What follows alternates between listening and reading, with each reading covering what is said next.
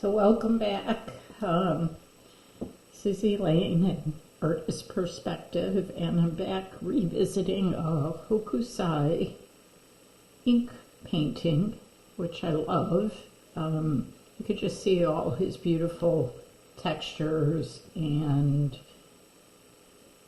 dabbings and strokes. It's really wonderful. So I thought we would play with a couple tools today, one being the Pentel Kakuno brush pen. It's got a nice fine tip, and we'll play with that first. And then this is a piston brush, so you could fill it up with water or ink, but today I'm just going to use this little ink palette and wet it, and then thin out some of the ink in the lid so we can get maybe some lighter ink on there. So let me just real quickly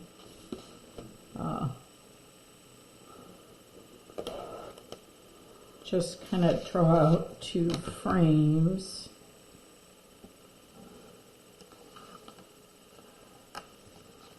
And traditionally, oh, I guess that was full of ink, so not good. Let's see. I think it's drying now. Okay. So I always like to use this little plastic acrylic piece underneath, so if it bleeds, but apparently my copy paper had some ink on it. So I'm not, it's not going to be to scale. I guess I could have made it, but kind of frame it, kind of keep it to this one side with a little pencil. So traditionally, with the SUMI brush, we don't trace at all. So on this one, I want to just kind of look at the shape. It seems like it comes out.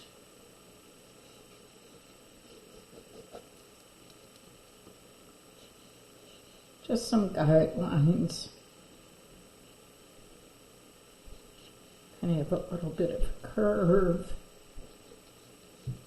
And then what I like is the bottom kind of has this dripping look. Let's just put in some points to kind of follow.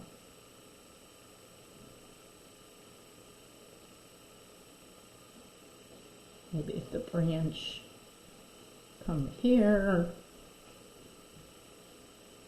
and there's kind of the pines.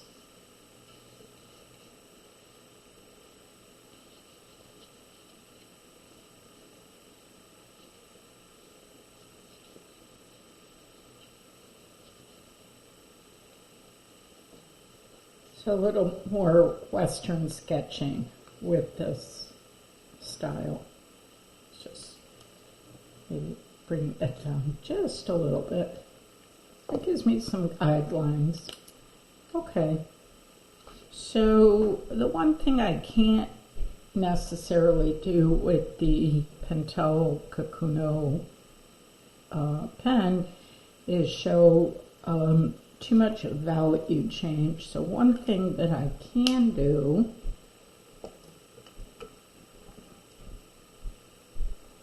is I have a gray, it's a dark gray and a black, so I can start with the gray and then maybe put some black on it.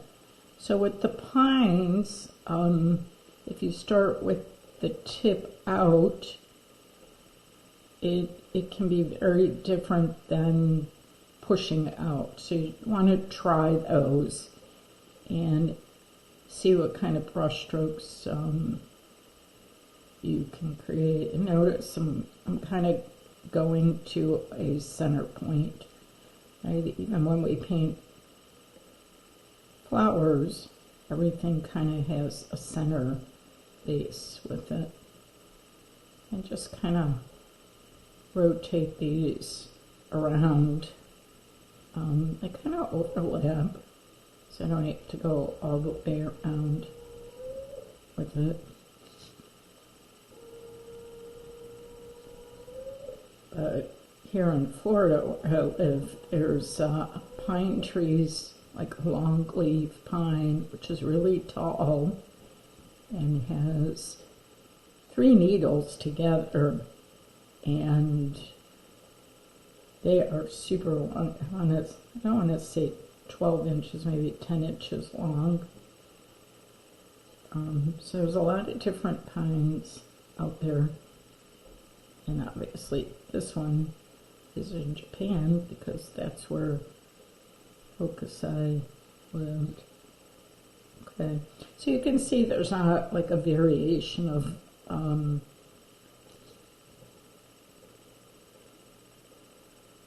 pines, needles with value here.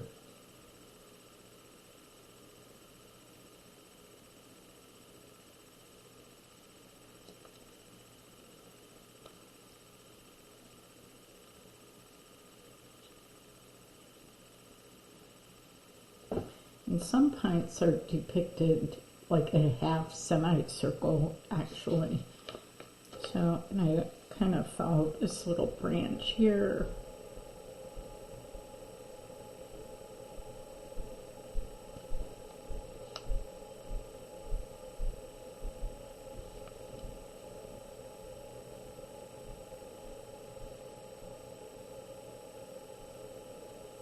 Got a little branch there, and there's some dots.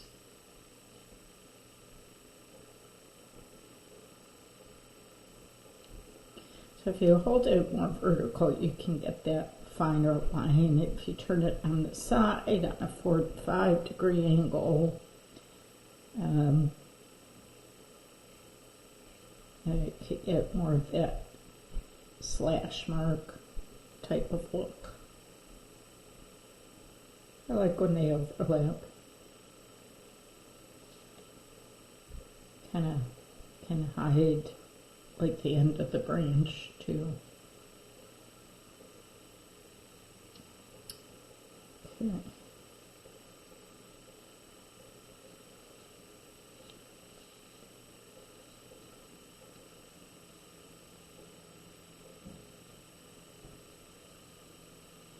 So the edge, you know, it has a rough texture on this particular pine.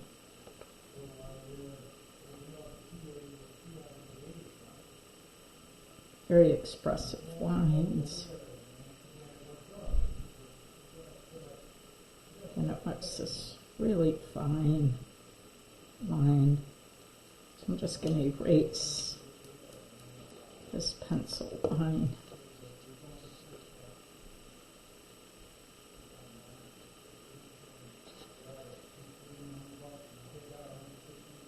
So I can't get that dry brush at the end there with this brush. It's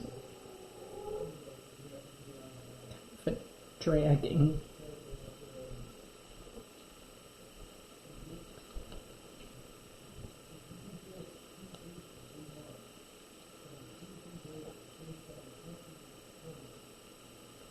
Add some moss dots because moss grows on the trees there. It also, sometimes artists use that to get the viewer to, the artist gets the viewer to move where they want the direction.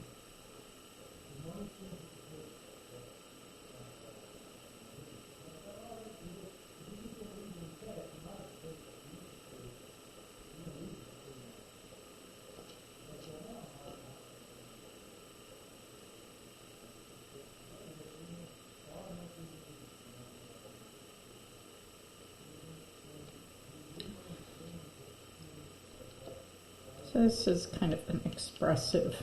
It looks as if he kind of dotted it with his probably SUMI brush. Japan, they call it SUMI. Painting with black ink. I usually just call it SUMI.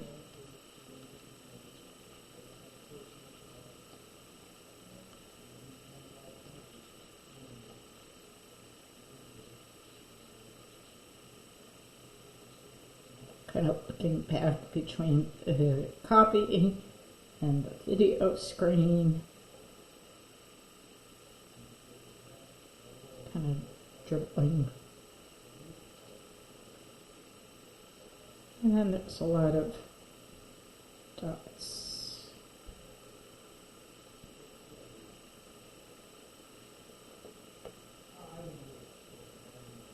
Kind of curves.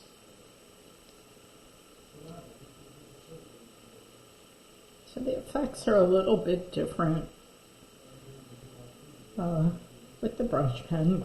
You know, if you're out hiking, you know, it's great. Go. So, not too bad. Let's see. So if I want the finest line, I just have to keep it very vertical on the tip. Okay. There we go.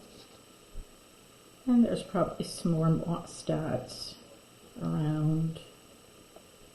So nice because it's the essence, the impression that we have. And if there was something that really bothered me, I could white it out with the Presto Correcto pen. I don't see too much, but I would like to add a little bit of the black Kakuno pen. This is actually a dark gray, and I can see it, so let's just see if that does make it darker. And it will give us some volume and some texture a little bit.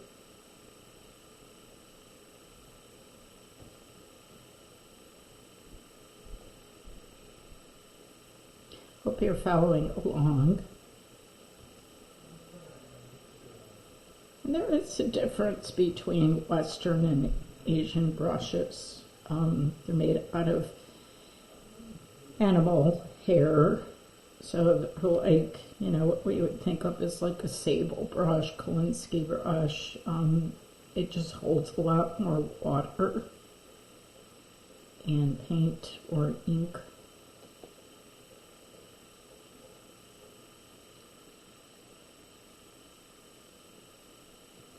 So I think that's giving it a little bit more texture. Let's see.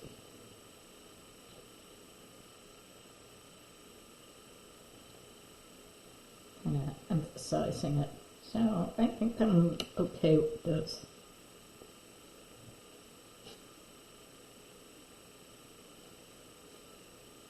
Accentuate that.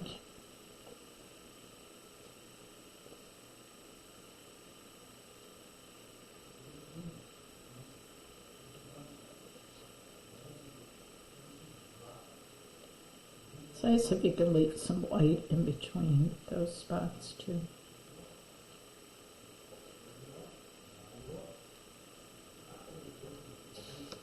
I think we're okay there. So that's one technique. And if this is wet, you see it can smear. So there are brush pens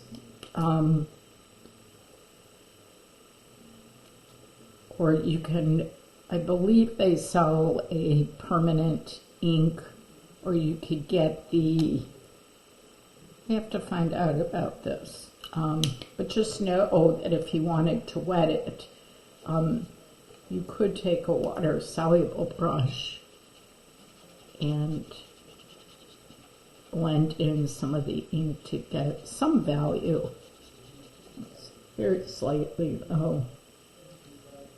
So let's let that dry for a second and switch. So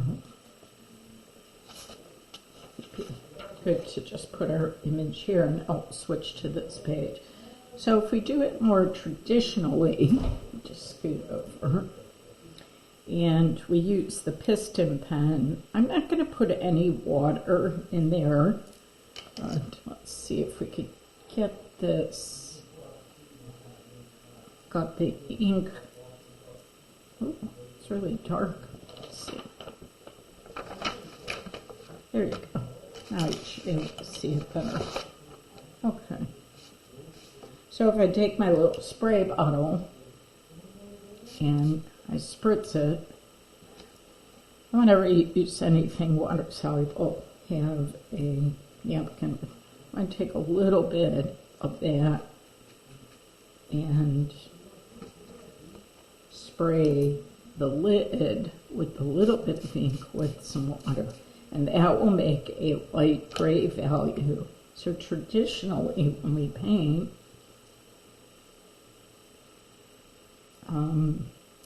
and I do have a little bottle of water.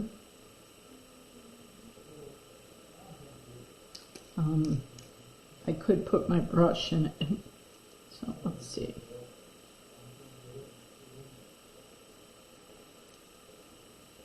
So it needs a lot more water to dilute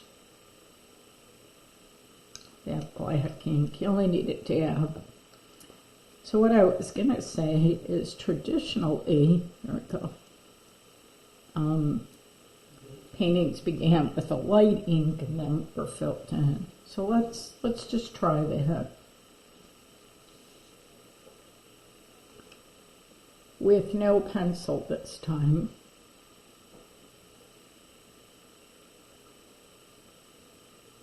And what's really nice is we can start out with the light ink, so it's less of a commitment. And we'll also be kind of creating some value, because we can add a black pure ink on top.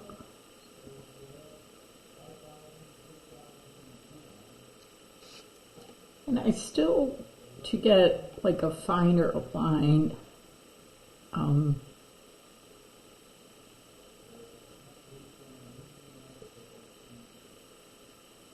I need to hold it vertical for the point.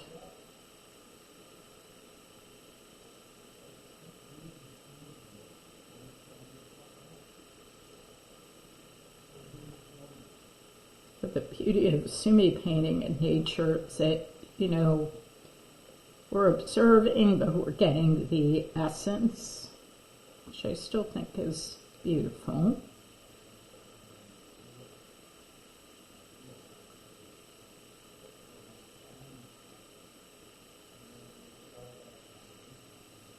And I could observe, like, this type of pine obviously has a very nubby texture along it, or some of the Florida pines are, you know, not as textured that way. So you can see just by going over it.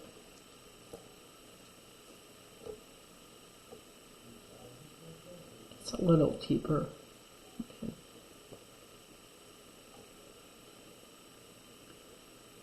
And then let's see.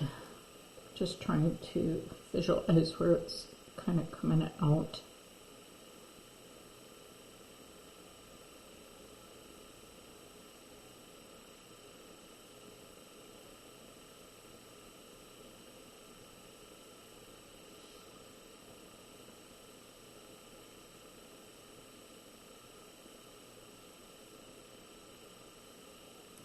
It's like there's a thin hair sticking out of this brush.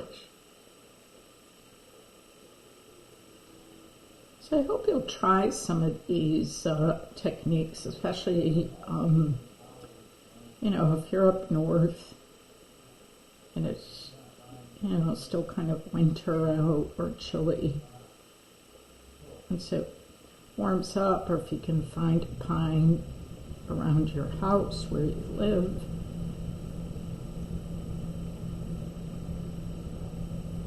you can experience some nature journaling.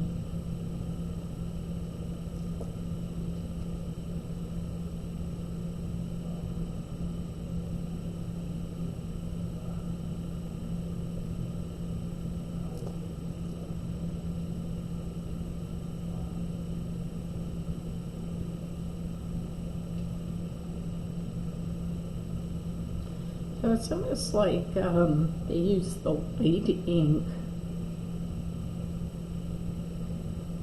as like a pencil. This probably could have come in a little bit.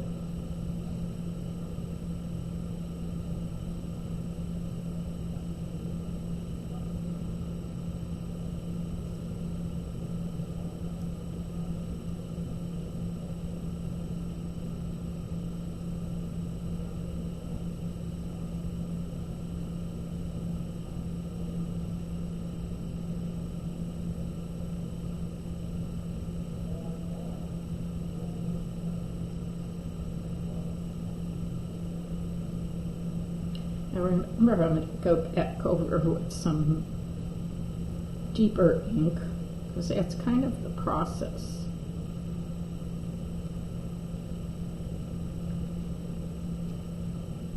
It's wherever you live,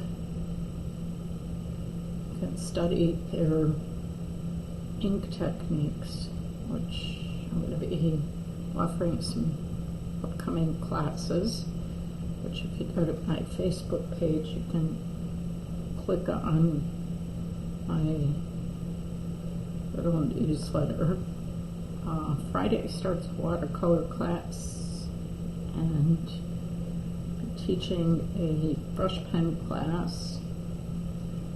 They're all on Zoom, and then a SUMI painting classes.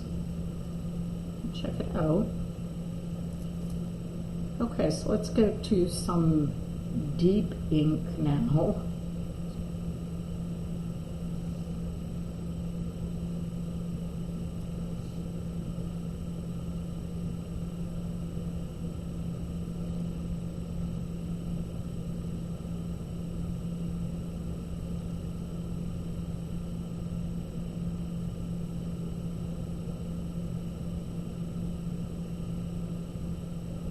Very kind of prickly trunk bark.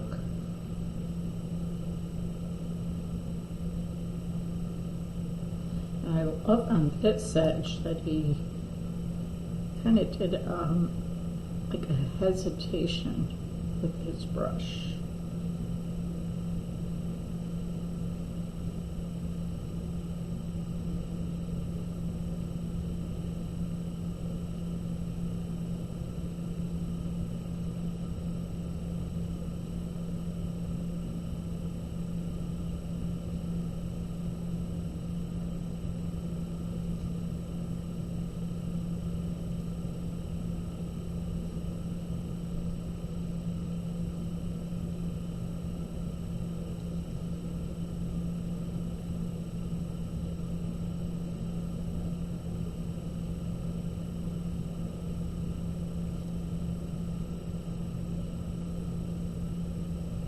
So remember to leave some openness so you can see,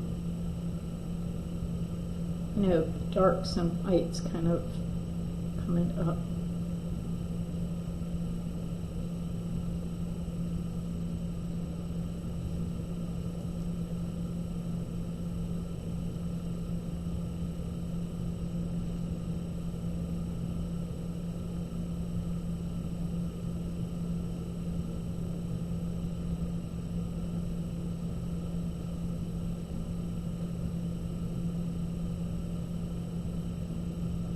And as the brush uses up the ink, you can also you know, get that value change, which is really nice. Okay, so can I get this curve?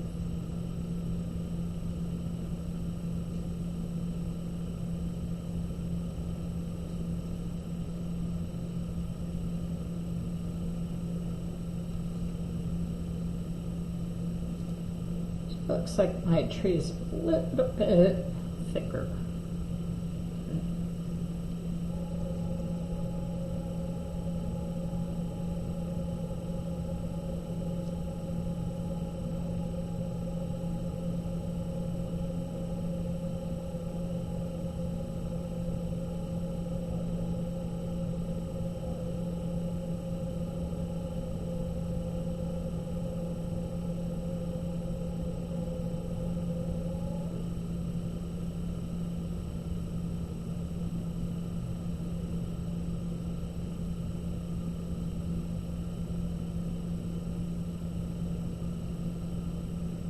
So the one thing I could do is take my Presto corrector.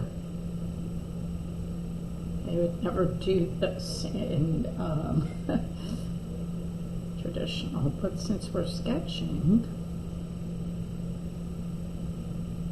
this way I made it just ever so slightly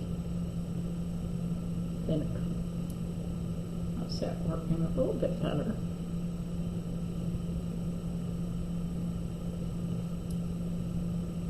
Which is not as strong that way.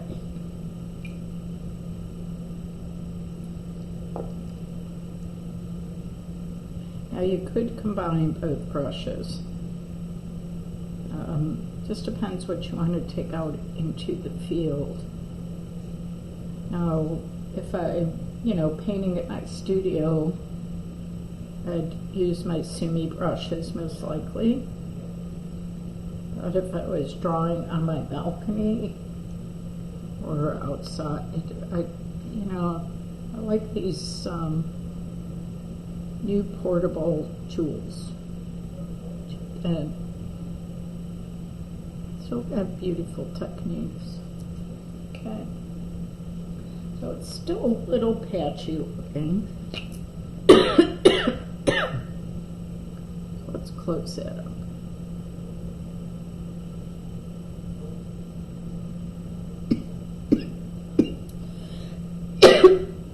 So it's so opaque that it's not really seen. So it's really nice unless you're really looking up at it. And then let's just take the brush pen.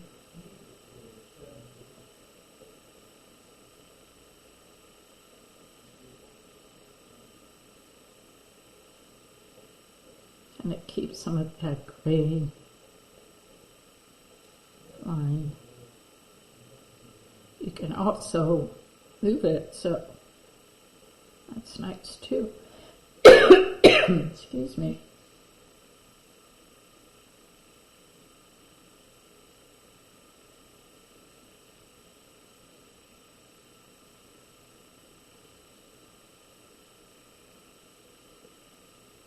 Little overlap.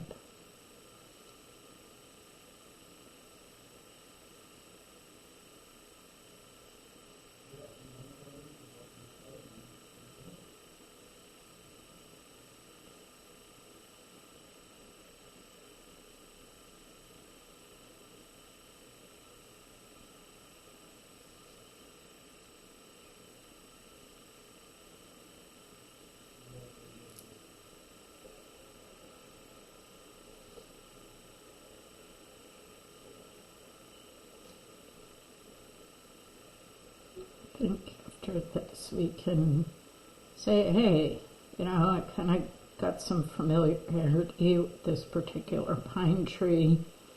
If I was out journaling, I'd put the date, the time, the habitat, we call that the metadata on here. And now I could write a poem, I could give a better description about what I'm seeing. which is great. So here we have two different trees, and it gives you an idea of which tools you might like to try drawing with, maybe both. I like to carry them both with my outdoor bag. Let's see.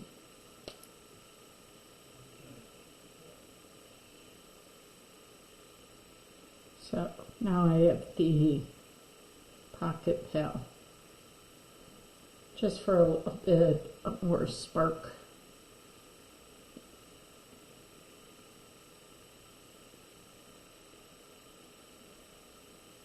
And if you look at HOKUSAI'S drawing, you'll see that it kind of puts a couple pines together, because sometimes the pines come out together as that. So I hope you enjoyed this little demonstration, and it will get you excited about using some brush pens and putting a little Asian flair on your nature journaling. Until next time, thank you.